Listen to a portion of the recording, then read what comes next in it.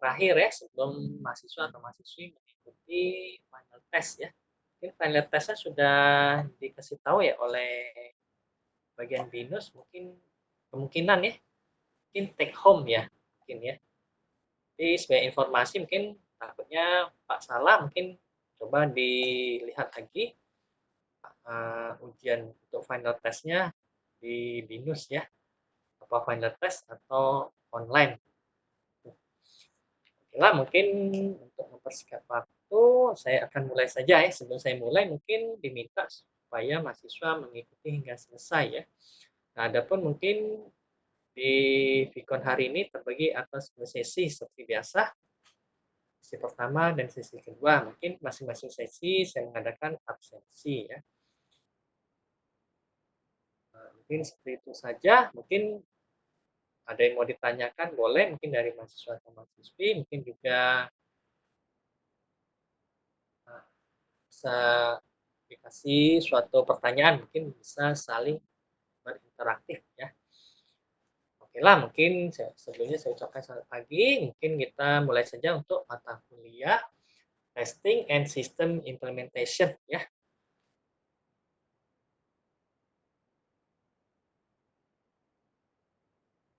Inilah mungkin materi yang untuk proses model, testing tipe, manajemen organization test, distributing, test project, dan stocking and managing test lab. Ini sudah sebelumnya. Mungkin ada beberapa saya ulangkan saja. Tetapi untuk video hari ini saya lebih condong ke the test plan, kemudian test design teknik, kemudian bug management, template, and model in test management, yang terakhir implementation ya. Itu saja. Nah, adapun mungkin saya langsung saja ke materi yang week kelima ya, yang mengenai stocking and managing test lab ya. Adapun materi ini lebih menjelaskan tentang apa perlunya lab ya, laboratorium ya, laboratorium untuk pengujian. Nah, adapun laboratorium pengujian adalah tempat di mana penguji dilakukan, kemudian penguji mencari pengetahuan praktis. Maka lab uji harus menjadi tempat di mana pendekatan terstruktur atau termetodis tenang untuk melakukan pengujian. Bukan berada di pusat-pusatan yang terjadi kekacauan, maksudnya pusat yang tidak kondusif ya. Nah, yang jadi pertanyaan mungkin dalam materi ini, apakah suatu pengujian itu memerlukan lab uji ya? Nah, di sini mungkin tergantung ya. Nah, sebelum kita bahas perlu atau tidaknya mungkin perlu kita jabarkan ya. Jabarkan seperti mungkin di sini tidak setiap organisasi penguji membutuhkan lab ya. Lab uji mungkin ada beberapa organisasi hanya membutuhkan lab pada waktu-waktu tertentu. Yang lain tidak bisa bekerja tanpa lab, dan juga karena menyiapkan dan terutama memelihara lab uji yang layak adalah proporsi yang sangat mahal ya. Jadi harus berhati-hati mengevaluasi apakah benar-benar membutuhkan lab ya. Pertanyaan berikut ini dapat membantu dalam memutuskan apakah akan mendirikan atau melepaskan atau tidak menggunakan lab uji ya. Nah, mungkin di sini ada pertanyaan antara lain apakah memerlukan alat uji besar yang membutuhkan suatu ruangan atau membutuhkan lokasi permanen khusus. Nah, mungkin perlu atau tidak. Terus ada lagi apakah lingkungan khusus diperlukan? Apakah keamanan merupakan masalah? Misalnya, saat menguji perangkat lunak atau perangkat keras baru, kerahasiaan adalah masalah besar. Apakah Anda perlu mencegah non-tester dari mengotak-atik lingkungan uji Anda? Maksudnya non-tester ini bukan merupakan orang petugas untuk menguji suatu penguji tersebut ya. Nah, jika benar-benar membutuhkan lab uji, akan dapat membuat kasus bisnis untuk itu berdasarkan pada faktor-faktor. Misalnya, Menyiapkan anggaran khusus untuk lab uji dengan besar biayanya. Ingat, untuk mendirikan lab perlu untuk mempertahankannya. Jika biayanya mahal, perlu alternatif lain dengan menggunakan sumber daya eksternal. Dengan hati-hati seperti lab penguji pihak ketiga dan vendor. Nah, jika memutuskan bahwa lab penguji diperlukan, harus memilih lokasi dan konfigurasi contoh mungkin skep pena lantai seperti ini pada tampilan di layar ya. Ini bisa dilihat. Ini juga mungkin ada di lecture notes saya ambil ya.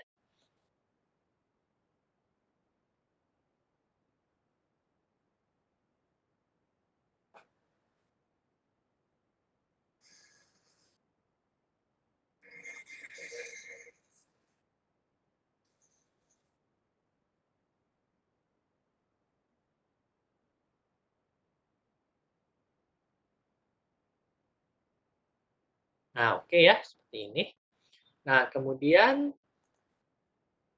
faktor-faktor yang harus dipertimbangkan dalam pembuatan lab uji yaitu misalnya ini seandainya sudah diputuskan perlu ya. Kalau perlu misalnya lab ujinya sebagai berikut.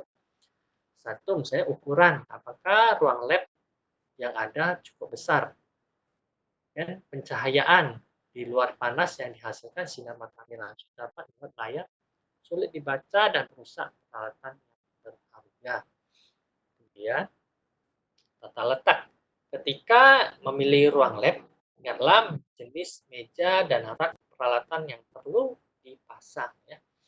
Terus mengontrol suhu ruangan. Jadi lab uji harus memiliki AC dan pemanasan yang cukup untuk menjaga suhu dan kelembapan pengoperasian yang stabil dan normal untuk peralatan Anda dan pengujiannya. Kemudian kelima yaitu alat keselamatan dan pencegahan kebakaran. Jadi setiap tempat kerja harus memiliki detektor asap atau api, baik yang bertenaga baterai atau didukung oleh baterai dan detektor ini harus diuji secara berkala.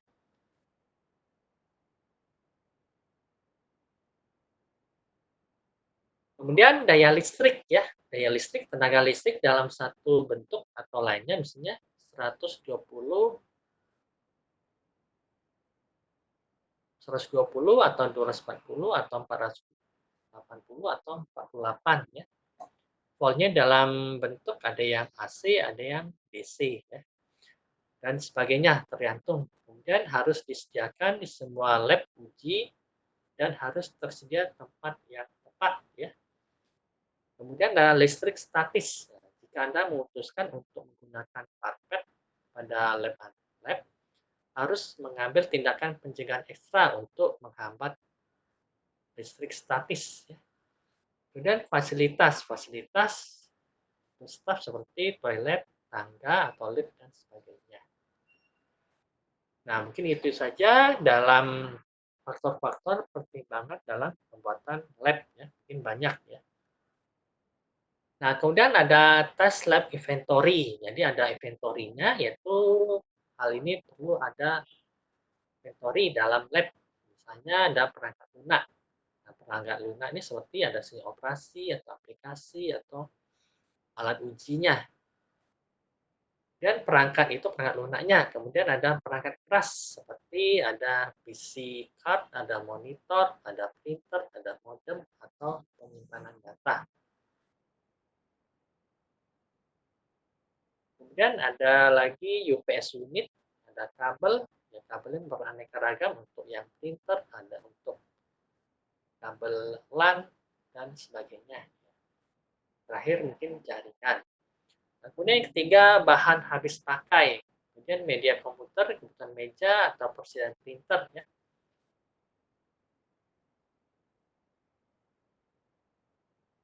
Furniture ya, furniture mungkin mesin fotokopi, ada alat penghancur dokumen ya, dan bangku, meja, kursi, kemudian alas mouse.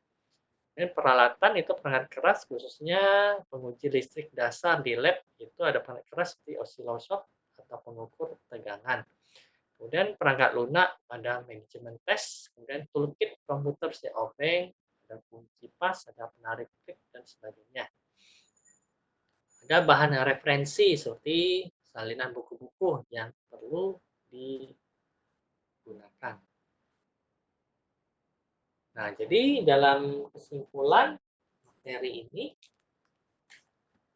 itu lebih mencontohkan bahwa uji harus diperlukan atau tidak ya, tergantung dari pemilihan dari faktor-faktor tadi. Kemudian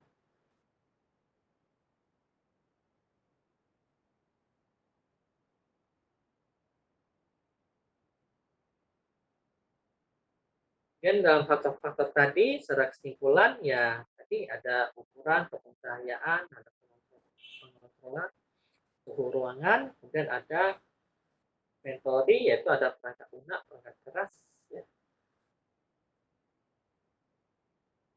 Yang terakhir itu adanya keselamatan orang-orang yang bekerja di lab menjadi perhatian khusus ya.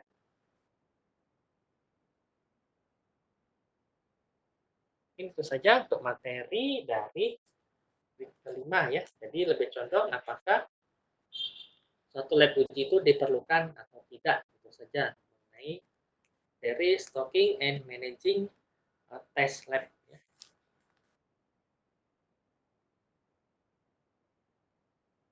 Nah, kemudian mengenai the test plan ya. Nah, the test plan ini mungkin lebih dijelaskan biasanya apa tuh test plan, ada test suite, ada test case ya. Nah, sebenarnya pada saat kita diminta untuk membuat test case ya. Nah, sebenarnya ini induknya atau utamanya itu merupakan test plan ya. Test plan, kemudian dibagilah beberapa test plan ini menjadi test suite ya. Test suite 1, 2, 3 dan seterusnya. Kemudian di setiap test suite ini ada test case ya. Nah, test case inilah yang sering untuk dibuat untuk tes uji kasus ya. Jadi seperti itu gambaran secara umum ya.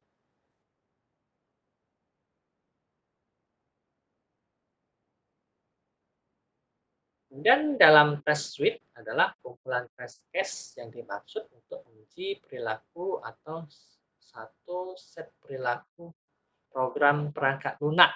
Ya. Nah, di dalam test plan ada template ya. Dari sini ada overview, ada bound, scope, sampai dengan akhir reconciling ask question. Ya. Ini mungkin bisa keseluruhan dipakai, bisa juga ada beberapa bagian ya dalam test plan-nya, tapi dalam template-nya seperti ini.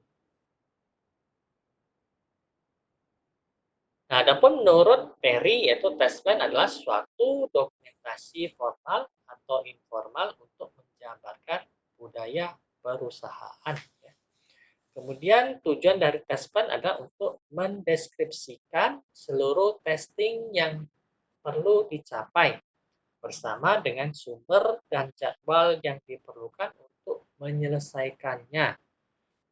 Menurut Black, buku acuan kita yaitu test case adalah urutan langkah-langkah sub dari langkah-langkah tersebut dan tindakan lain yang dijalankan secara berurutan atau merupakan kombinasi dari konsekuensi yang menghasilkan kondisi tes sesuai harapan dan berguna untuk evaluasi lebih lanjut.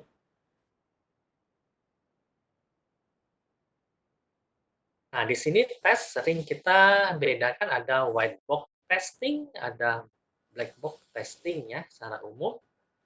Nah, white box disebut juga dengan glass box testing atau clear box testing.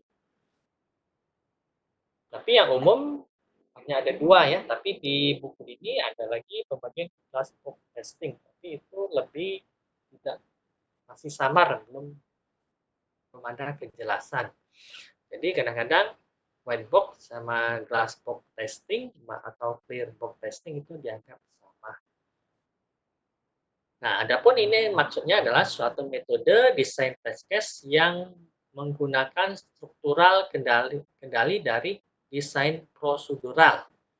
Nah, metode desain test case ini dapat menjamin semua jalur atau path-nya ya, yang independen atau terpisah dapat dites setidaknya sekali tes. Jadi semua logika keputusan dapat dites dengan jalur yang salah atau jalur yang benar. Semua loop dapat dites terhadap batasan dan ikatan operasionalnya.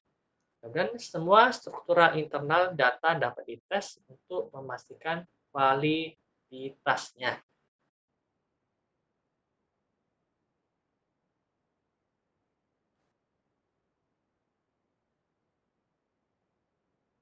Nah, jadi ini white box. Ini mungkin suatu contoh kode program ini secara gambar atau secara pseudocode ya. Jadi white box ini lebih condong mengetes suatu coding ya, coding suatu program. Kodenya, kode-kode misalnya kita buat satu program, dia lebih mengetes apakah kodenya ada yang salah, ada yang bug, seperti itu. Apakah ada error atau salah logika. Jadi lebih condong ke programnya. Itu jadi kita kalau dibilang cobalah melakukan testing dengan menggunakan white box dari suatu aplikasi tersebut. Jadi kita lebih ngetes kode-kode, coding-coding dari program tersebut. Beda dengan kalau black box. Kalau black box itu lebih condong ke fungsionalnya yang kita tes. Maksudnya alur kerjanya apakah benar atau salah. Seperti ini ya. Jadi lebih kalau digambarkan ini adalah kode program yang dites ya. Ini hanya contoh ya, contoh dari suatu program. Kemudian mengenai black box. Nah, tadi white box, sekarang black box. Black box testing dilakukan tanpa mengetahui detail struktur internal dari sistem atau komponen yang dites. Berfokus pada kebutuhan fungsional ya pada software berdasarkan pada spesifikasi kebutuhan dari software. Nah, mungkin kategori error yang dapat diketahui melalui black box testing adalah fungsi yang hilang atau tak benar. Kemudian ada error dari antarmuka atau interface-nya, ada error dari struktur data atau akses eksternal database, error dari kinerja atau tingkah laku, atau error dari inisialisasi dan terminasi. Ya. Jadi lebih condong ke luarnya itu, ke black box itu. Apakah dia salah dalam setting dari interface-nya. Nah, ini dicontohkan mungkin dalam bentuk DFD ya. Ini kalau dalam analisis mungkin ini contoh DFD, mungkin ada objek 1, objek 2. Nah, mungkin alur kerjanya ada yang salah. Jadi itu adalah kan black box. Jadi kalau secara intinya itu kalau dalam penjelasan mungkin kalau black box itu gambaran dari analisisnya yang ada yang salah. Sedangkan kalau white box itu dalam pemrogramannya. Mungkin secara itu saja intinya. Nah, ini mungkin ada bisa mahasiswa berinteraksi ya. Ini sudah saya pernah belum kasih di forum diskusi? Mungkin sudah atau belum ya, saya lupa. Nah, ini mungkin contoh saja, ada studi kasus ya. Mungkin ada sebuah perusahaan bank XYZ sebagai salah satu bank besar yang beroperasi di Indonesia juga memiliki beberapa sistem utama yang saling berhubungan ya. Nah, untuk saling berhubungan termasuk dengan sistem eksternal, setiap sistem harus menyediakan servis atau disebut dengan application programming interface ya atau disingkat dengan API yang dapat digunakan oleh sistem lain untuk berhubungan dengan sistem tersebut ya. Adapun mungkin penjelasan API itu apa ya menurut kelak itu bertujuan untuk membantu mengatasi kesulitan dalam membangun software yang berukuran besar. Nah, API manajemen adalah proses menerbitkan, mendokumentasi, dan mengawasi antar muka pemrograman aplikasi dalam lingkungan yang aman. Tujuan dari manajemen API adalah untuk memungkinkan organisasi yang menerbitkan API untuk memantau siklus hidup antarmuka dan pastikan kebutuhan pengetahuan dan aplikasi yang menggunakan API terpenuhi. Alat API perangkat lunak manajemen biasanya menyediakan fitur-fitur berikut ini. Yaitu otomatiskan dan kontrol koneksi antara API dan aplikasi yang menggunakannya. Pastikan konsistensi antara beberapa implementasi API dan versi. Monitor lalu lintas dari aplikasi individu. Menyediakan manajemen memori dan mekanisme caching untuk meningkatkan kinerja aplikasi. Melindungi API dari penyalahgunaan dengan membungkus dalam prosedur dan kebijakan keamanan. API manajemen dapat diimplementasikan memiliki 4 komponen utama, yaitu ada API portal, API manajemen, API gateway, dan API analitik. Ya. Nah, adapun API portal itu merupakan satu-satunya komponen yang nantinya dapat diakses langsung oleh publik. API portal berfungsi sebagai media untuk developer eksternal untuk API apa saja yang publis. Sedangkan API manager adalah komponen yang mempublis API-API yang ada di API manajemen. Selain itu, API manager juga berfungsi melakukan autentikasi atau otoritas seluruh API yang diakses oleh pihak eksternal, khususnya API Gateway. API Gateway merupakan komponen utama yang berfungsi untuk mengatur seluruh logika dari setiap API yang ada. Pada GUI API Gateway, kita dapat melihat seluruh traffic yang masuk dalam kurun waktu yang pendek. Kemudian API Analitik. API Analitik merupakan komponen yang berfungsi untuk membuat laporan dari traffic yang melalui API manajemen selama periode tertentu. Laporan di API Analitik juga dapat disesuaikan dengan kebutuhan.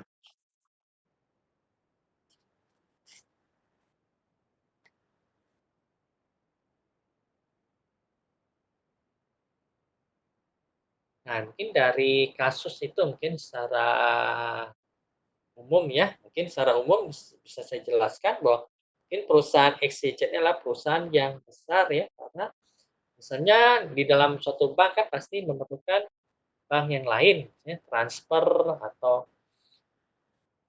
bisa menggunakan kartu yang berbeda bank dalam suatu ATM ya, kira-kira seperti itu, maka menggunakan API. Nah, di sini mungkin secara umum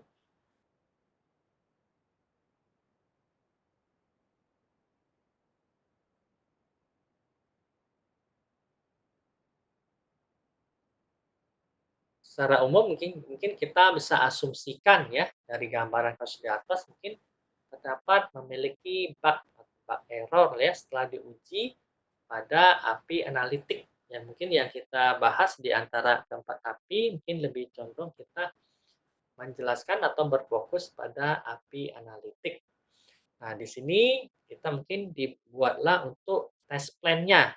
Nah, test plan-nya seperti yang tadi kan terbagi atas beberapa. Mungkin di dalam test plan ini ada overview, ada bones scope, definition, setting, quality risk, dan seterusnya.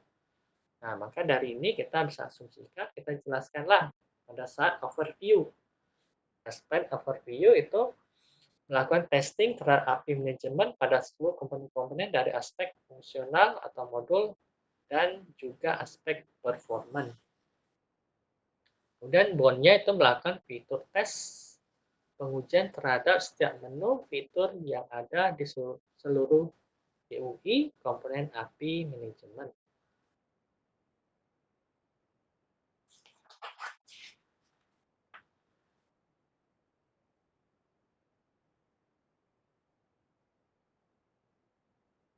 Kemudian manajemen dalam pengelolaan servis api melakukan performance test. Performance test adalah penguji kemampuan api manajemen dalam mengelola servis api dalam jumlah banyak pada waktu yang bersamaan. Nah, mungkin itu saja mengenai overview sama Bon, kita hanya menjelaskan. Nah, sedangkan scope-nya itu is ini maksudnya ada dan notice atau tidak ada. Nah, di sini mungkin yang ada mungkin service api, performanya, fitur tesnya. Ini yang tidak ada mungkin unit test atau data. Definisinya kita lebih contoh mendefinisikan mengenai masalah bug-nya, kesalahan pada sistem atau software. Kemudian setting itu mengenai load testnya, tes service-nya, atau fitur tes. Nah, dan dilakukan di ruang IT. Kemudian quality risk-nya itu terbagi atas beberapa kelompok, itu quality-nya mengenai fungsionalnya, sedangkan server itu kebetulan menggunakan Linux Red Hat versi 7. Kemudian tes strateginya sistem tes dengan menggunakan test case ya, manual behavior. Nah, kemudian schedule-nya kita menggunakan test plan, sistem test, kemudian user acceptance test atau UAT itu tanggalnya dari tanggal berapa sampai tanggal berapa. Kemudian ada transition, yaitu ada entry kriteria apa saja yang menjadi fitur tersebut ya. Itu antara lain seluruh komponen sudah selesai diimplementasi di server dan test case sudah selesai dibuat, service test dapat dimulai ketika service yang akan dites setelah selesai di develop dan contoh payload setelah selesai dibuat. Sedangkan performance testnya dapat dimulai ketika dokumen tes setelah selesai dibuat, seluruh komponen sudah diimplementasikan, seluruhnya di server, service yang digunakan sebagai objek performance test sudah selesai lulus uji service test. Kemudian tes konfigurasi environment adalah server specification ya. Nah, adapun server terdiri dari 4, ada yang gateway, manager, analytic, portal. Ya. Tapi yang sini dijelaskan itu server API analytic. Ya. Ini RAM-nya ada 4, yang berbentuk core 4, kemudian disknya mungkin 80 GB. Mungkin pada saat itu sudah cukup ya, 80 GB, mungkin sekarang kurang. Database-nya MySQL, OS-nya yaitu Red Hat ya, versi 7 yang 64 bit.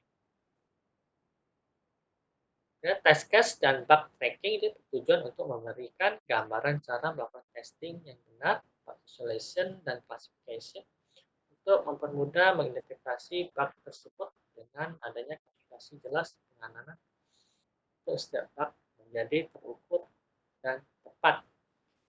Tes relasi manajemen mencatat seluruh perubahan versi dari software yang diuji ketika ada perubahan versi. Test cycle, penulis menerapkan menggunakan metode railroading. Railroading adalah metode tes dengan menggunakan tes secara berulang-ulang sampai benar-benar tidak ditemukan bug kembali.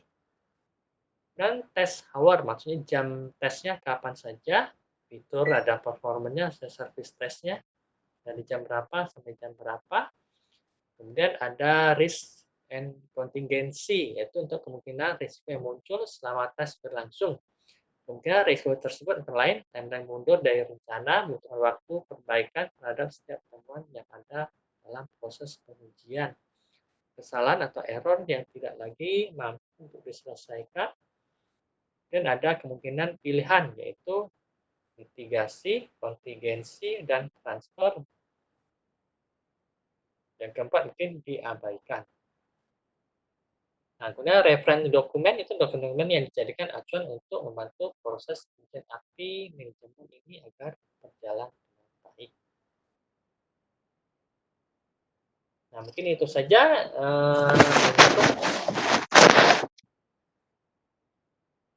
test plan ya. Mungkin contoh-contoh ini sebagai contoh saja, contoh kasus kita itu membuat test plan-nya. Nah, test plan ada pun ada template-nya, mungkin diikuti saja template yang ada ya. Jadi mungkin kalau yang tidak ada mungkin bisa dihilangkan dari template.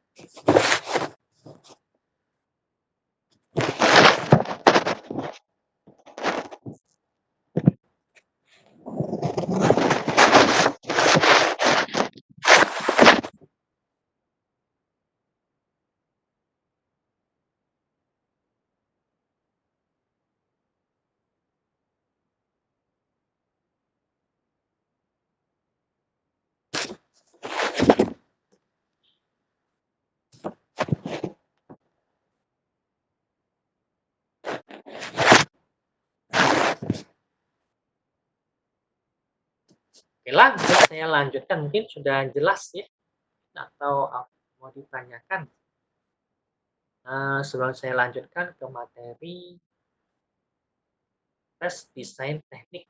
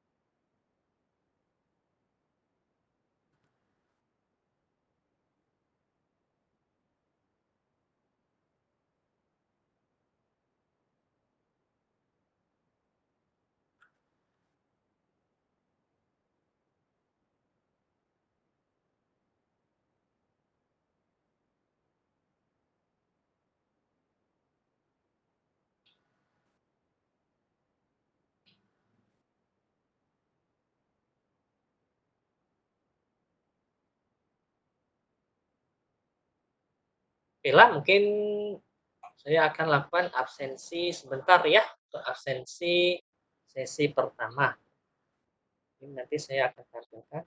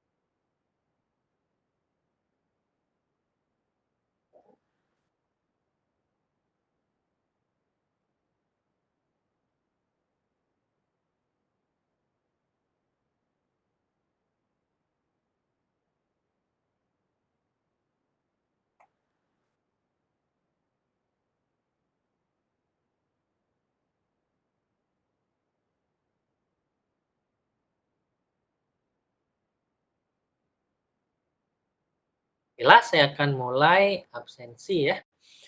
Mungkin saya lakukan absen panggil saja ya. Mungkin bisa melalui chat atau voice ya. Nah, ini untuk pertama ini Susmiati hadir atau tidak ya? Hadir Bapak. Hadir ya. Kemudian Mira Dwi Rifanti. Hadir, Pak. Hadir. Muhammad Yusri Fahmi Lubis.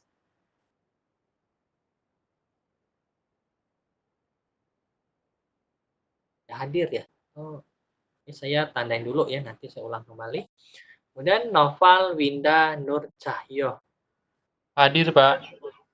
Kemudian Dwi Rahmat Putra. Hadir, Pak. Kemudian apa ini? Itsni Maijani. Hadir Pak. Pak, maaf, Pak. Saya hadir, Pak. Muhammad Yusri Fahmi Lubis, Pak. Oh, hadir ya. Bentar ya. Terus Muhammad Amiruddin. Hadir, Pak. Kemudian Gian Nanda.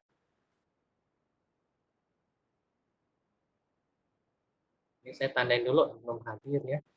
Kemudian Ayu Diah Putri. Hadir Pak.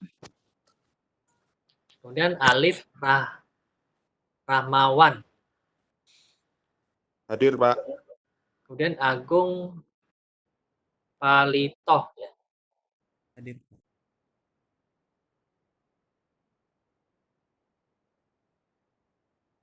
Kemudian Marsha Alia. Hadir, Pak. Kemudian Muhammad Iqbal.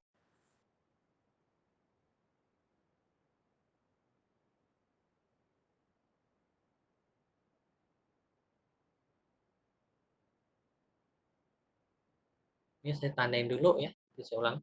Kemudian Rafli Jarwan. Hadir, Pak. Kemudian Muhammad Lufti Firmansyah. Hadir, Pak. Kemudian Isadora. Hadir, Pak. Kemudian Faldi Ikwan ya.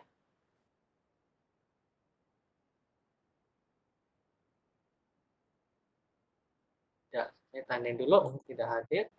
Kemudian Afrianto. Hadir, Pak. Kemudian Raihan.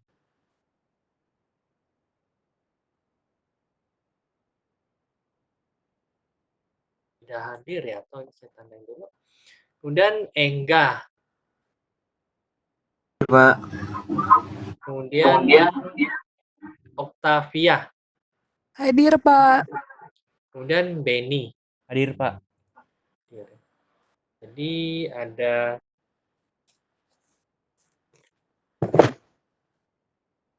Gian ya. Ini nggak hadir atau tidak terdengar. Kemudian Muhammad Iqbal.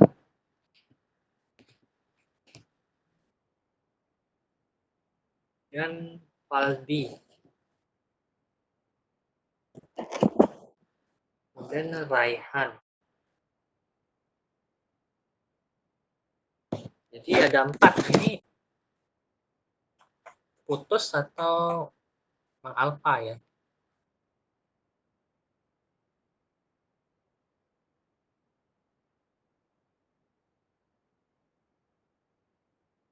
Ada di daftar partisipan, Pak. Ada nggak ya? Saya lihat. Soalnya ini agak susah. Ada lihat di Webex sama di ini LMS.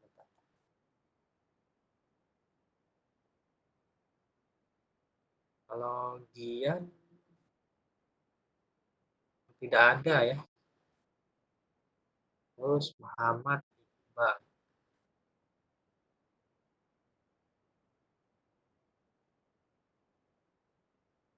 Tidak ada juga. Dan Faldi.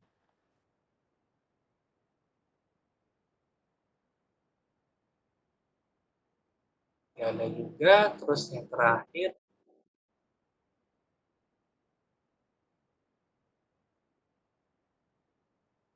Raihan. Jadi ini saja ya. Jadi semuanya hadir kecuali kecuali Giananda, Muhammad Iqbal, sama Faldi, sama Raihan. Lain hadir. Setelah ini saya submit ya.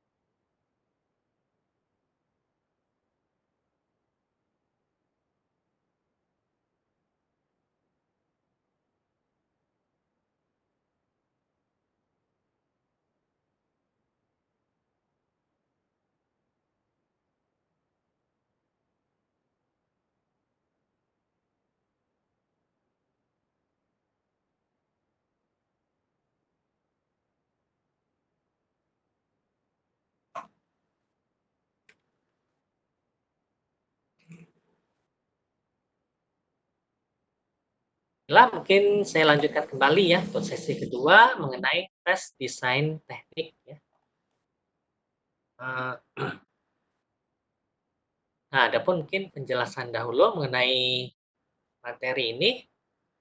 Tes desain teknik itu pertama mengenai tes development proses terdiri dari terminologi dan traceability. Terminologi terdiri dari tes kondisi, tes case, dan tes prosedural spesifikasi ya.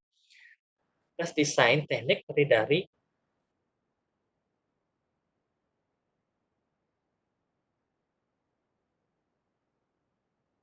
tes desain teknik terdiri dari black box, white box, dan gray box. Tapi gray box ini biasanya digabung dengan black box ya. Kemudian ada experience based teknik, tes karakteristik, dan tes berbasis struktur. Nah, ada dua jenis use case, yaitu case business dan use case system ya. Nah, mungkin ini saya jelaskan saja sebentar. Mungkin dari mahasiswa-mahasiswi telah mempelajari mengenai mata kuliah Information System Analysis and Design yang mungkin ada sedikit mengenai use case business dan use case system. Nah, kalau use case business biasanya kita membuat suatu use case itu berinteraksi antara satu orang dengan orang lain di dalam suatu use case ya. Nah, sedangkan use case system, jadi aktor itu berinteraksi dengan sistem, maksudnya sistem dengan aplikasi suatu komputer. Jadi secara umum kalau use case bisnis mungkin masih manual ya, mungkin use case system sudah terkomputerisasi, mungkin secara garis besarnya seperti itu. Kemudian terminologi ya.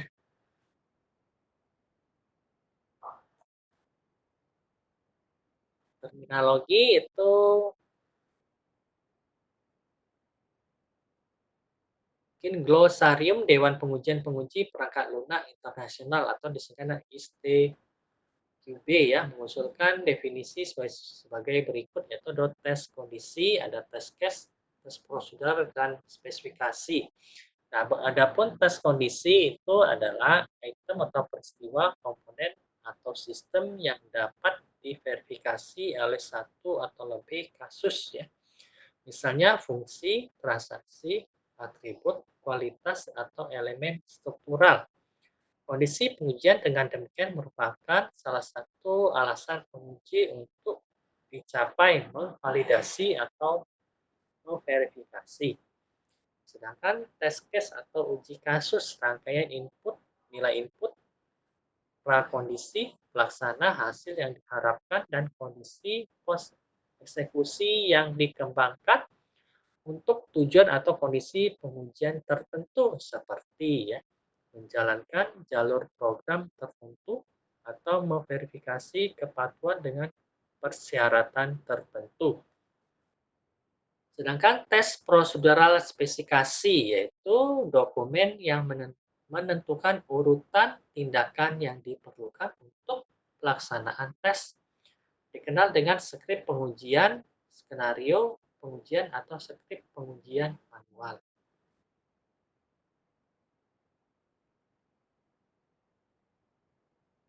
Traceability atau penelusuran atau tracer ya. Apapun teknik atau metode yang digunakan untuk melakukan tes, kita selalu perlu menjawab pertanyaan seperti seberapa jauh Anda dalam menguji pengujian, kapan pengujian diselesaikan. Jadi ada tracernya. Kemudian mengenai sama seperti tadi ya, black box, white box, atau gray box, fokus pada spesifikasi pada dasar pengguna dan menganggap perangkat lunak sebagai benar semua persyaratan dan semua spesifikasi yang diverifikasi. Pendekatan ini disebut dengan black box karena perangkat lunak dianggap sebagai kotak hitam dan fokus adalah pada antarmuka seperti yang dijelaskan dalam dokumentasi spesifikasi atau terkait dengan pengamatan sederhana tanpa memikirkan struktur internal atau kode perangkat lunak. Jadi pelanggaran black box disebut dengan pendekatan berbasis spesifikasi. Yaitu jadi black box lebih fungsional ya seperti tadi. Untuk mempertimbangkan perangkat lunak seperti serangkaian garis kode, instruksi, komponen, dan asumsi bahwa semua komponen struktural telah diverifikasi dan divalidasi, perangkat lunak harus bekerja dengan baik. Perangkat ini disebut dengan white box. Jadi ke codingnya ya. Dan bertentang dengan black box karena fokus pada struktur internal perangkat lunak bukan hanya pada spesifikasi antarmuka. Pendekatan white box juga disebut dengan pendekatan berbasis struktur. Ini didasarkan pada struktur internal perangkat lunak. Sedangkan glass box pengujian menganggap bahwa kotak baik yang putih atau hitam tidak memungkinkan konten terlihat, jadi diusulkan dengan glass box dan bukan white box.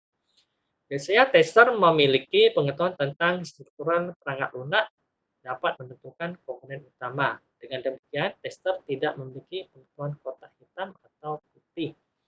Yang ketat akan merancang tes menggunakan kedua jenis aspek tersebut. Jadi lebih umum di sini kita menggunakan white box dan black box ya. Jadi glass box itu mungkin masih samar, jadi belum ada. Kemudian experience based teknik atau teknik berbasis pengalaman. Pengujian berdasarkan pengalaman penguji mencakup pengalaman domain bisnis, yaitu menggunakan sistem atau perangkat lunak sebagai pengguna yang telah berpengalaman untuk mencapai tujuan bisnis. Pengalaman penguji perangkat lunak atau sistem untuk mencari kesalahan atau cacat atau kegagalan, melaporkan atau memeriksa apakah sudah diperbarui. Nah, kalau digambarkan mungkin seperti ini antara strategi black box dan white box ya.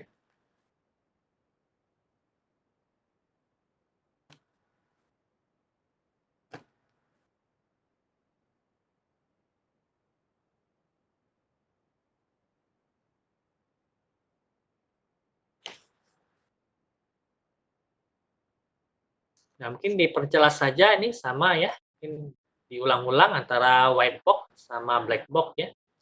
Jadi kalau yang black box itu bercondong behavior atau fungsional ya. Sedangkan white box itu lebih condong ke coding ya. Jadi suatu software. Itu saja untuk penekanan.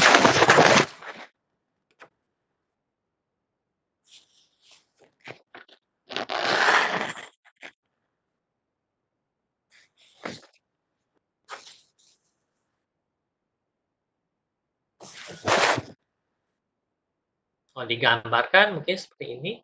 Black box satu kotak hitam, sedangkan white box adalah kotak putih.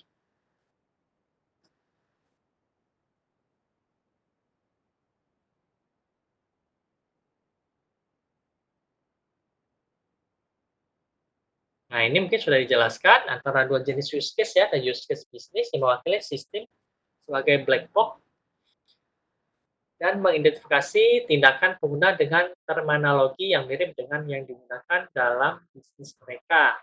Prestasi ini menjelaskan proses yang memberikan nilai tambah dari pengguna dan menjelaskan apa yang dilakukan atau dihasilkan oleh proses. Use case system menggambarkan sistem atau perangkat lunak yang berfungsi teknik menentukan fungsi layanan dan subsistem yang disediakan dan demikian apa yang dilakukan sistem dalam menanggapi permintaan aktor. Kemudian saya lanjutkan saja ya mengenai bug management. Nah, mungkin dalam manajemen sebelum kita lanjutkan dengan bug management, biasanya kita harus mengetahui test case-nya ya. Jadi ada template dari test case. Mungkin seperti ini ya. Mungkin kalau diminta buatlah suatu test case. Jadi kita beracuan buku yang kita nih black ya, buku black. Adapun template-nya seperti ini, kita ikutin saja. Ada test case name-nya, test ID, test suite. Tadi kan sudah dijelaskan apa itu turunannya ya, test case ini. Kalau di atasnya adalah test suite, di atasnya lagi adalah test plan ya. Ini seperti ini bisa dilihat ya untuk template-nya.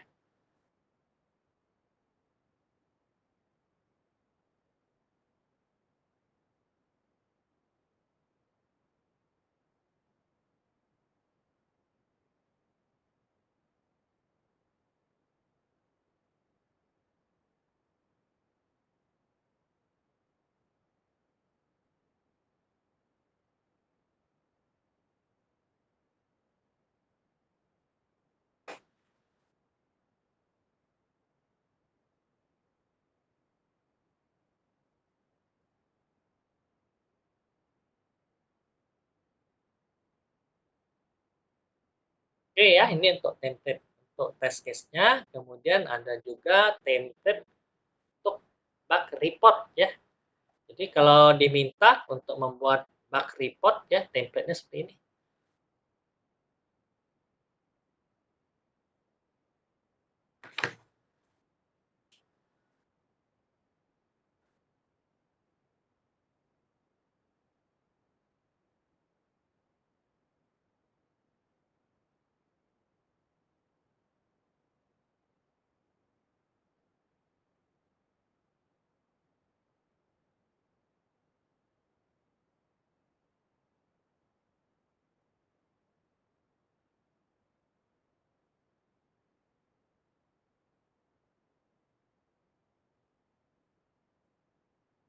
Oke ya, kita antara dua tipe untuk template test case sama template dari bug report.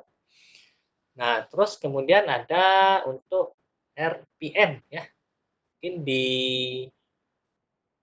forum diskusi saya juga ada kasih suatu soal ya, kalau tidak salah itu untuk menghitung RPM. Nah, RPM di sini hanya untuk RPM bug ini sini ya, yang menceritakan. Jadi kalau RPM bug ini hanya dipengaruhi dua variabel ya, severity sama purity. Dan satunya lagi itu likelihood-nya tidak dihitung ya. Nah, adapun severity mengacu pada impact dari bug yang akan dirasakan oleh user atau severity. Jadi nilai severity memiliki rentang nilai 1 sampai dengan 5. Nah, adapun nilai ini rentang nilai rentang nilai 1 kalau impact yang paling parah. Jadi nilai semakin kecil itu semakin parah. Jadi kalau semakin besar itu impact-nya tidak separah. Jadi semakin nilai kecil itu lebih parah. Jadi ya. Sementara priority mengacu pada impact dari bug yang akan dirasakan oleh company, jadi yang perusahaannya. Apabila ada customer yang ikut mengalami impact dari bug tersebut. Jadi nilai priority mempunyai rentang nilai 1 sampai 5 sama. Jadi mempunyai impact semakin kecil itu semakin parah ya. Jadi nilai RPN diperoleh dengan mengalihkan severity dan priority. Mungkin ini ada sebagai tambahan, mungkin ini RPN bug ya.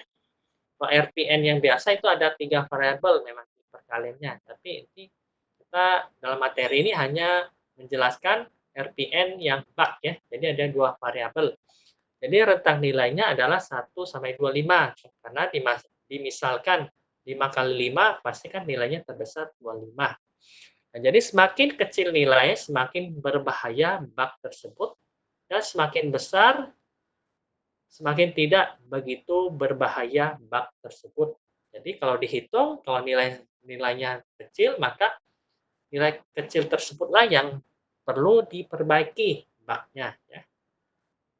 Nah, ini mungkin adalah salah satu contoh. Mungkin ini di forum diskusi juga sudah saya kasih ya.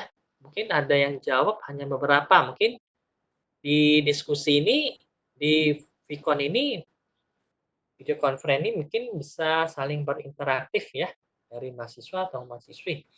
Nah, kalau dari soal ini mungkin diminta hitunglah RPN bug-nya ya. Untuk self learning sama diskusi forum sama assessment submission ini nilainya berapa untuk RPN-nya. Ini diasumsikan ya nilai ini ya. Nah, terus juga yang mana menjadi prioritas yang harus diperbaiki. Mungkin ada dari mahasiswa atau mahasiswi yang bisa menjawabnya. Nah, kalau tidak salah pada saat saya kasih forum diskusi hanya 1 atau 2 ya yang menjawab, yang lainnya tidak menjawab. Mungkin di forum di Vicon ini bisa saling berinteraksi.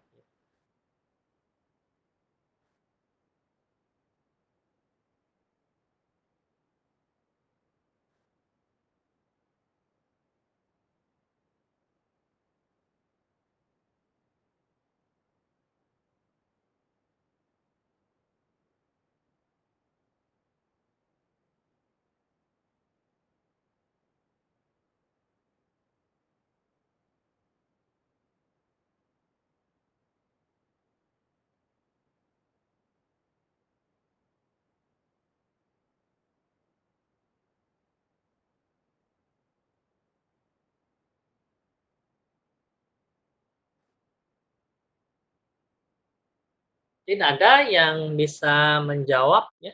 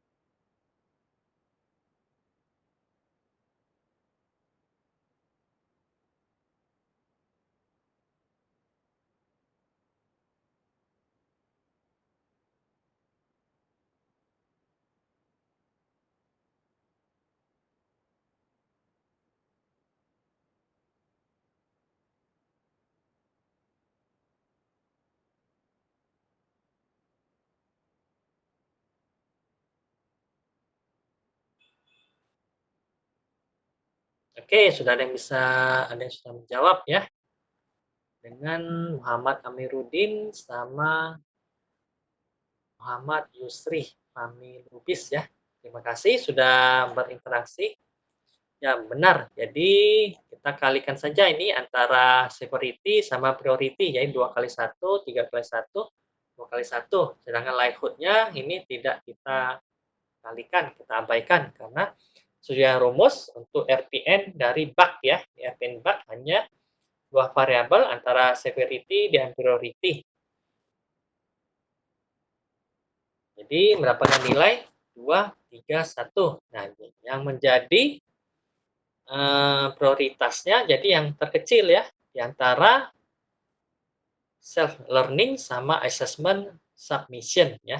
Karena nilainya sama, mungkin dua-duanya diperlukan. Mungkin lihat apakah memang urgent sekali antara kedua tersebut ya.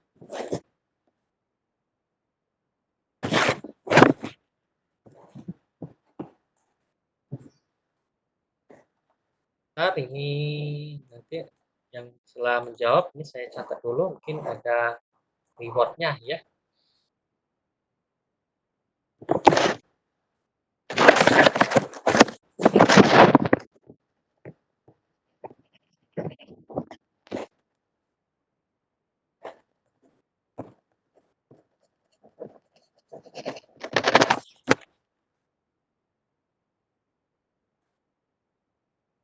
Ya, oke, ini ya. Jadi masing-masing kalau pertanyaan tadi untuk 4 ini sudah terjawab ya. Ini 2, 3, 1. Jadi di antara ini manakah yang paling perlu diperbaiki? Ya ini pasti yang terkecil kan. 2, 3, 1 antara self learning sama assessment submission ya.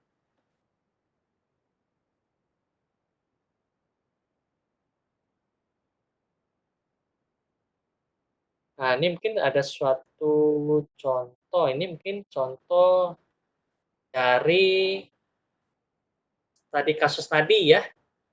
Jadi studi kasus tadi mengenai bank ya. Pada saat bank itu setelah diteliti kembali, terdapat bug-nya, ada error ya. Bug error di mana itu mengenai test case dari generate PDF ya. Ini ada test ID-nya yang 3 versi, ini test suite dari basic fungsional. Priority-nya high, terus ada software dari browser Windows ya.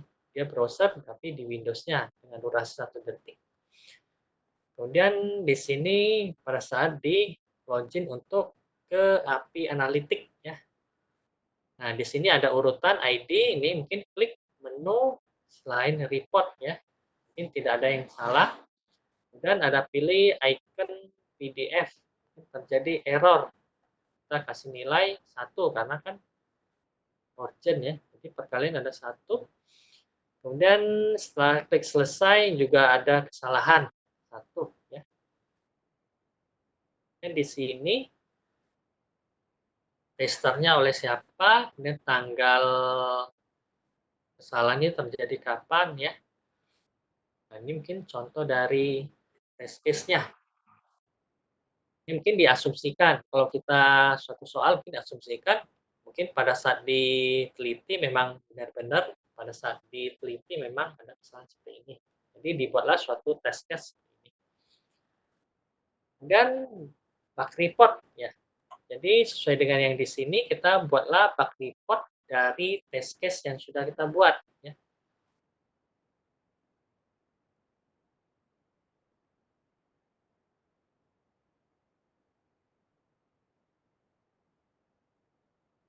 Nah, sini kita ngambil bug report 1 ya.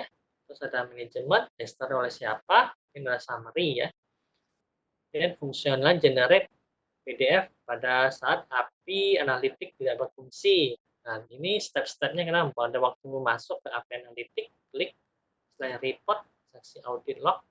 Ini ada icon generate PDF. Pada saat komplit itu ada keterangan ya. Di sini kegagalan atau solusinya ada pengaturan koneksi, ada kesalahan, jadi tidak muncul. Jadi kita membuat satu bug report keterangan kesalahan.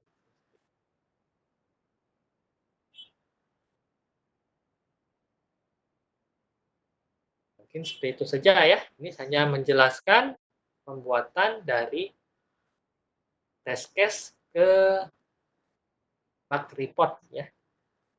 Seperti itu. Kemudian yang selanjutnya, bentar mungkin ada pertanyaan.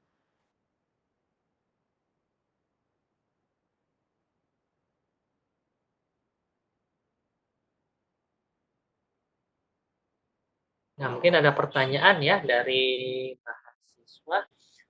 Jika yang tadi, jika ditemukan RPN yang sama, 2 ya, kebetulan itu ada 2 dengan nilai prioritasnya 2 ya.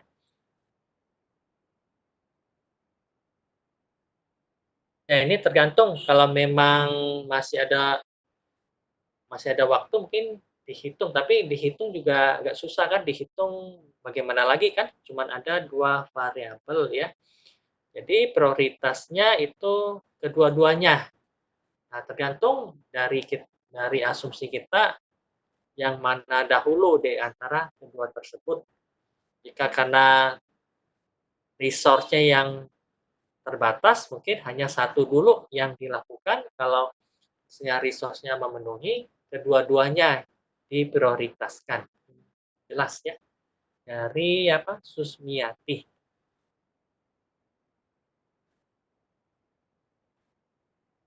Mungkin kedua-duanya ya. Tapi kalau mau hitung kembali, saya rasa tidak ada variabel lagi. Jadi mau hitung bagaimana lagi, tidak bisa. Kemudian ini mengenai template dan model in test management ya.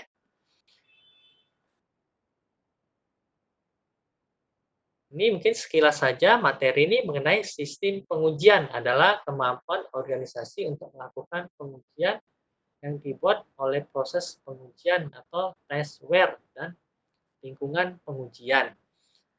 Arsitektur pengujian adalah dokumen yang mendefinisikan prinsip-prinsip desain, struktur, dan alat-alat yang berlaku untuk testware dan lingkungan penguji, serta keterkaitan antara potongan-potongan konstituen, dan ini independen terhadap proyek tetapi mencerminkan sistem yang sedang diuji.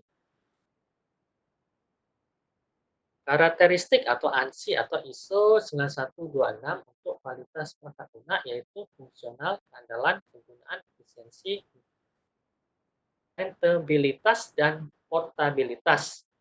Test escape terjadi karena sistem uji kesetiaan rendah, kemudian kesenjangan uji regresi, kemudian kesalahan interpretasi hasil tes.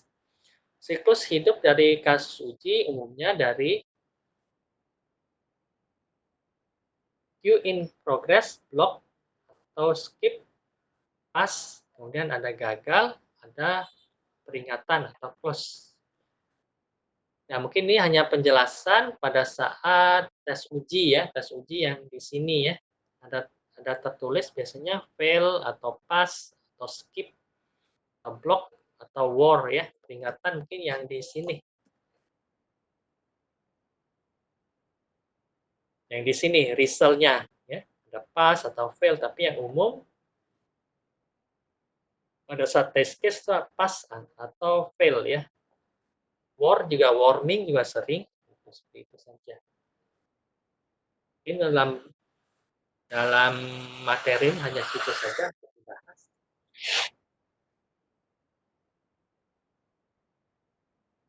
Nah, kemudian yang terakhir kali ini ya, mengenai implementasi ya. Nah, dalam pendekatan implementasi sebuah sistem atau software yang diperkenalkan ada 3 pendekatan saja. Mungkin ada literatur kali lebih ya. Tapi di sini kita hanya ada 3, yaitu direct cut over, paralel, dan passive ya. Nah, jadi di sini pendekatan dengan direct cut over mungkin seperti pada gambar sebenarnya. Jadi ada sistem lama sama sistem baru. Nah, di sini mungkin suatu perusahaan, ini maksudnya suatu perusahaan mungkin dulunya menggunakan sistem lama, mungkin sudah banyak tidak sesuai lagi, maka dia mungkin belilah suatu aplikasi ya, aplikasi untuk memenuhi kebutuhannya. Ada aplikasi yang baru pasti kan ada perbedaan-perbedaan. Nah, di sini menargetkan sistem baru langsung menggantikan sistem lama pada waktu yang telah ditentukan. Pendekatan ini seperti sangat sesuai dilakukan apabila quick delivery. Jadi yang cepat maksudnya ya. Jadi hal yang diutamakan di dalam project tersebut. Nah, ini jelaskan quick delivery maka sistem yang cepat. Jadi sistem lama kapan mau diputuskan langsung ganti sistem baru. Jadi tidak ada dua berjalan ya. Jadi sistem lama ini sudah tidak digunakan lagi langsung yang baru. Tetapi sistem baru ini harus sudah yang lengkap ya, langsung ganti yang baru. Tapi ini dilakukan untuk quick delivery yang cepat, mungkin 1 bulan, 2 bulan, atau 3 bulan. Kemudian pendekatan paralel ya. Jadi berikutnya ada gambar. Jadi bersamaan seperti ini. Jadi sistem baru akan dijalankan bersamaan dengan sistem lama. Secara perlahan sistem lama akan sepenuhnya diganti oleh sistem baru.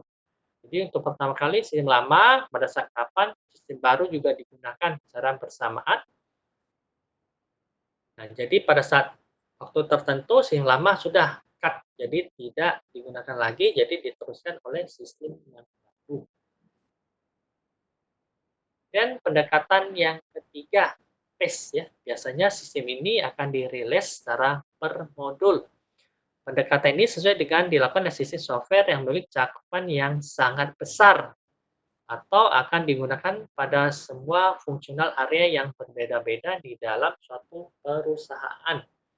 Jadi kalau PACE ini biasanya untuk suatu perubahan ya, perubahan software yang besar. Jadi ada perubahan dari per modul-modul mungkin. Misalkan ya, mungkin di suatu perusahaan perdagangan, mungkin misalnya seperti itu. Mungkin pada saat itu ingin menggantikan sistem di dalam penjualannya, maka dia rubah dahulu di sistem penjualan yang pembelian mungkin belum. Kemudian targetnya lagi mungkin sistem penjualan sudah oke, diganti dengan sistem pembeliannya. Dan seterusnya, nanti kemudian lagi sistem keuangan seperti itu. Jadi per modul-modul. Biasanya ini untuk perusahaan yang besar. Nah, mungkin ada perbedaan-perbedaan bisa dilihat untuk perbandingan ya antara direct cut over, paralel sama PACE. Mungkin bisa dilihat pada layar.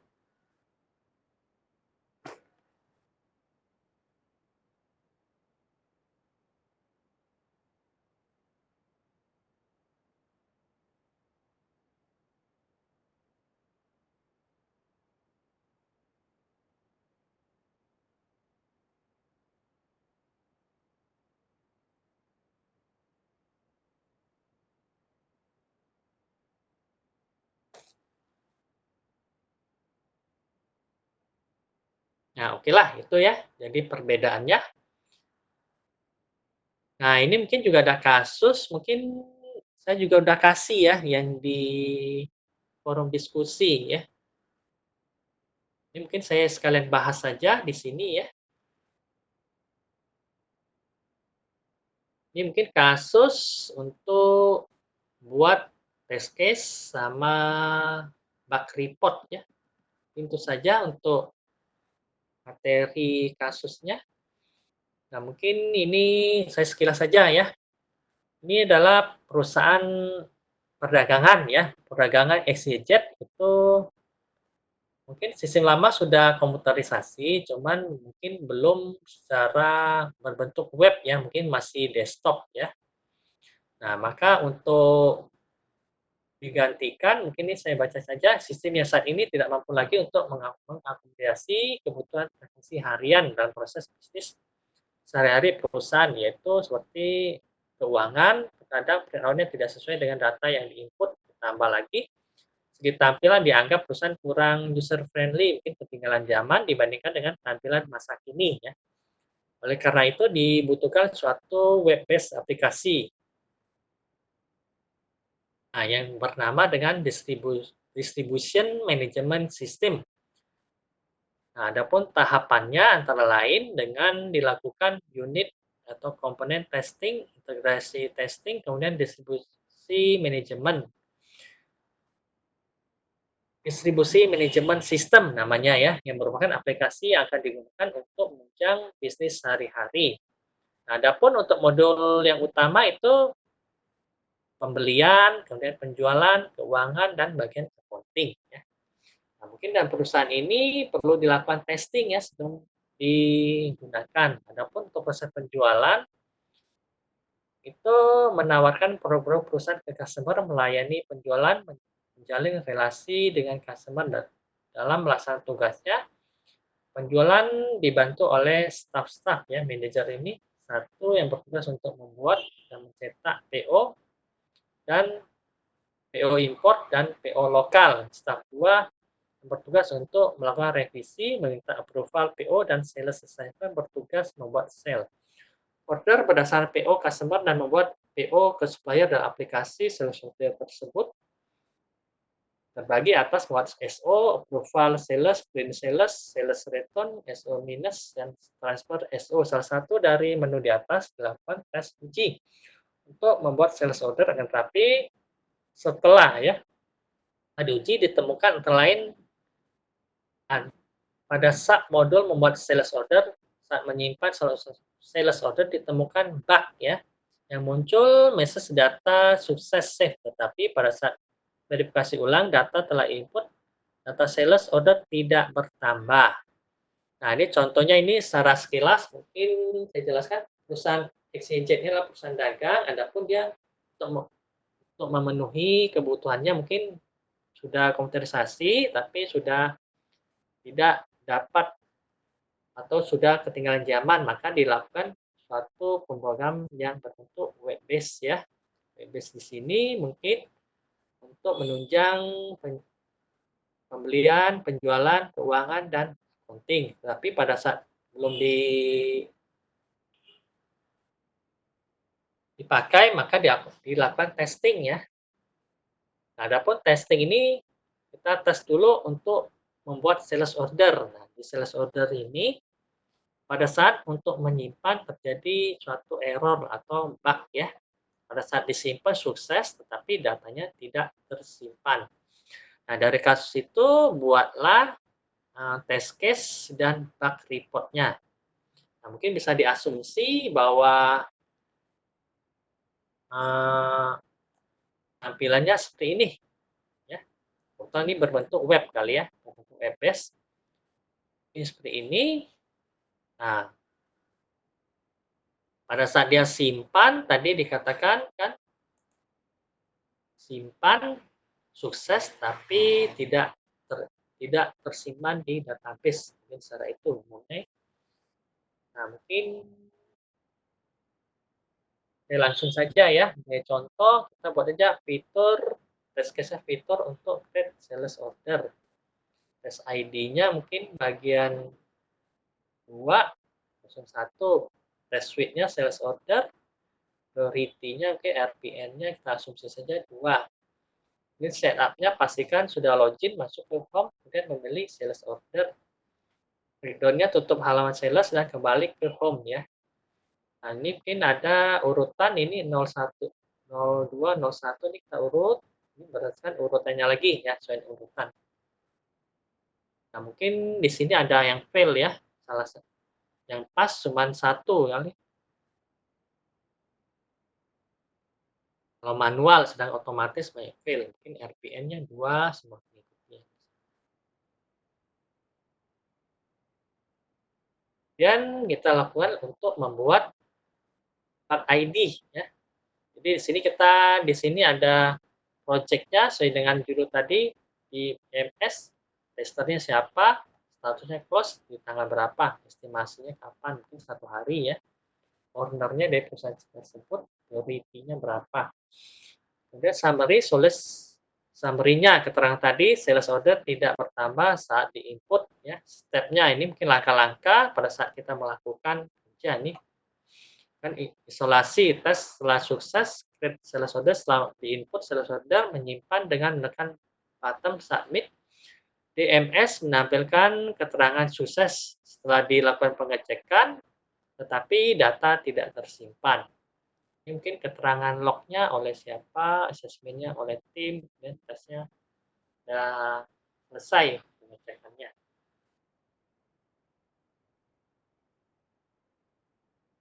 Ya, mungkin itu saja ya. Mungkin ada yang mau ditanyakan. Jadi materi ini lebih condong kita membuat test plan-nya bagaimana, terus test case, kemudian bug report ya. Bug report, terus juga mungkin ada sedikit, misalnya suatu kasus diminta menggunakan strategi apakah yang tadi ya, yang ini. Strategi dalam implementasi itu direct cutover, paralel, atau passive.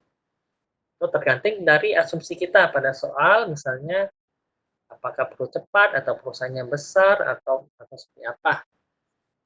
Kemudian suatu tes uji apakah perlu suatu lab atau tidak.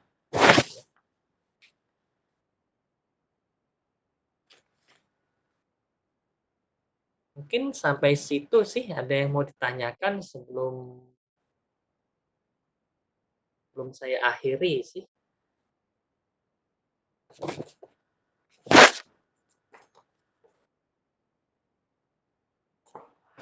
Oh iya, ini apakah perlu ya? Kemarin kalau tidak salah saya ada Vicon waktu Vicon pertama saya ya, mungkin ada dari juga quiz ya. Mungkin ada yang menanyakan ingin quiz, tapi pada saat itu waktunya sudah berakhir ya. Apakah mau diulang atau tidak ya? Kalau memang mau diulang, nah masih ada waktu, saya ulangkan. Mungkin kalau memang mau, mungkin masih soal yang sama ya. Mungkin Pak belum sempat membuat soal quiz yang baru. Ini masih soal yang tersebut, tapi saya ambil nilai yang terbesar. Seperti itu nanti. Seandainya akan dilakukan quiz, mungkin masih ada waktu, nanti 8 menit kalau mau sih. Mungkin bisa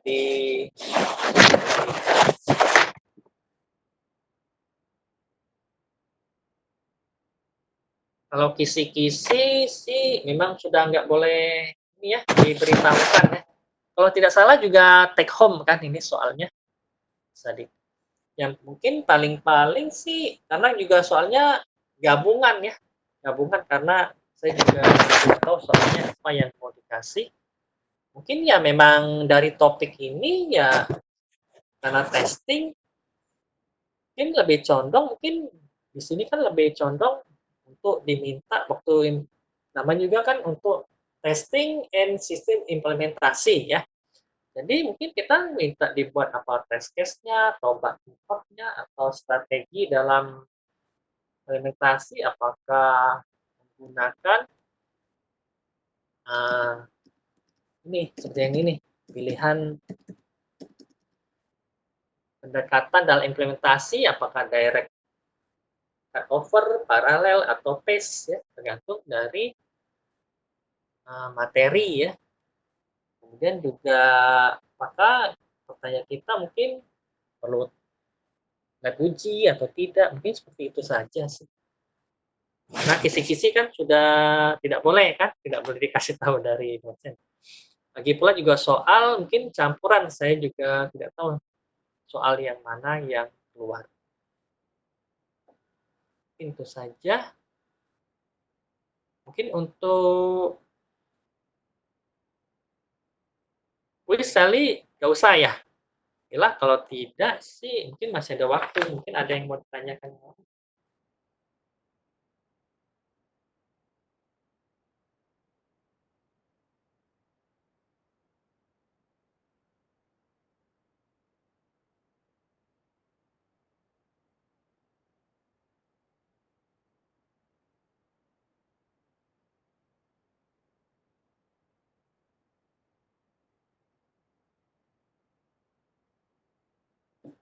Mungkin jelas ya untuk pembuatan test case sama bug report ya.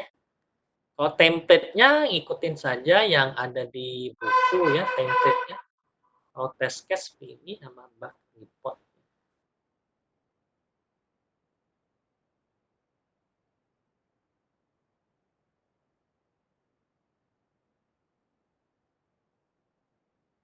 Tapi kayaknya take home, tapi cobalah saja nanti lihat kembali di pengumuman dari BINUS ya, take home atau online.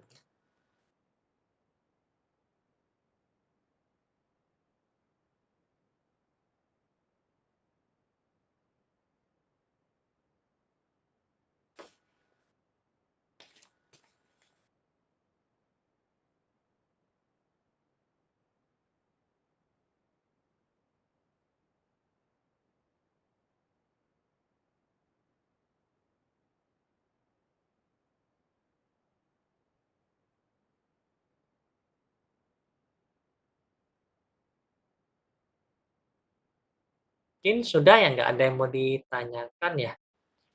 Ini mungkin jangan di-close dulu saya akan adakan absensi ya. Mungkin materi sampai di sini ya. Bila mungkin saya lakukan absensi dahulu.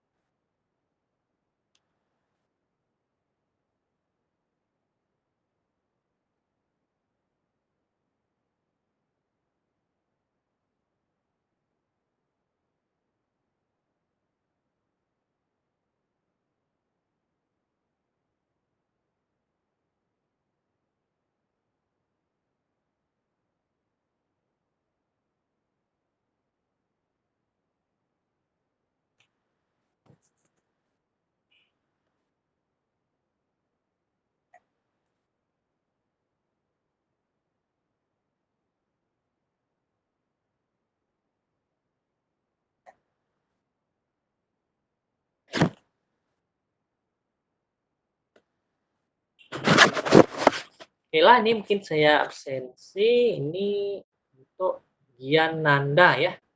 Yang tadi tidak hadir, yang ini sesi kedua hadir atau tidak ya?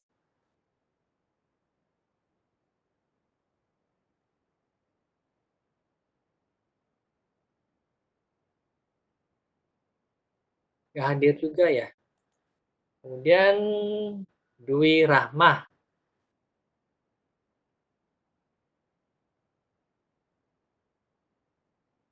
Dwi Rahmah hadir atau tidak? Hadir ya. Kemudian it's me ya. It's me. Hadir ya. Muhammad Amiruddin hadir ya. Hadir, Pak. Kemudian Ayu Dia. Hadir, Pak. Hadir Alif ya. Hadir, Pak. Hadir Agung.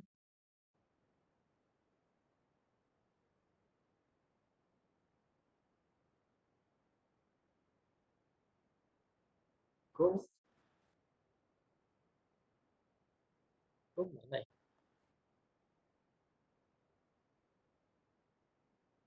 Terus Marsha. Hadir, Pak. Kemudian Susmiati. Hadir, Pak. Kemudian Mira. Hadir, Pak. Terus Muhammad Yusri. Hadir. Tadi ada. Kemudian Noval. Hadir, Pak. Dan Muhammad Iqbal. Ini hadir nggak ya sesi kedua? Hadir.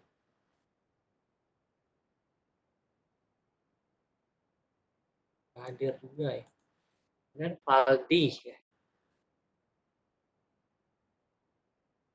Faldi.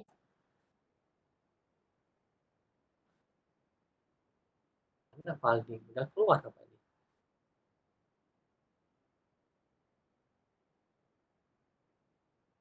Oh, tidak masuk memang ya. Kemudian Rafli. Hadir, Pak. Kemudian Muhammad Mufti ya. Hadir, Pak. Dan Isadora. Kemudian Afrianto, Hadir, Pak. Raihan. Raihan nggak hadir ya sesi kedua juga. Ini saya ini banyak alfanya. Jadi keempat-empat Vicon kali nggak hadir ya. Dan Engga, Hadir, Pak. kemudian Octavia, Hadir, Pak. kemudian Benny. Hadir, Pak. Ini sama seperti yang tadi. 4 ya. Jadi semua hadir kecuali Gian, Ahmad Iqbal, Aldi, sama Raihan ya.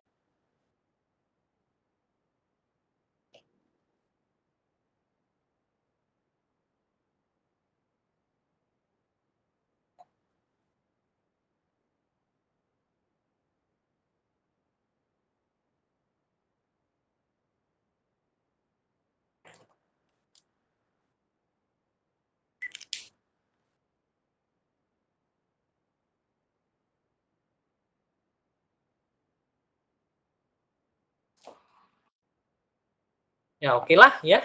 Mungkin sebelumnya saya akhir pertemuan ini saya ucapkan terima kasih. Semoga materi ini bermanfaat ya.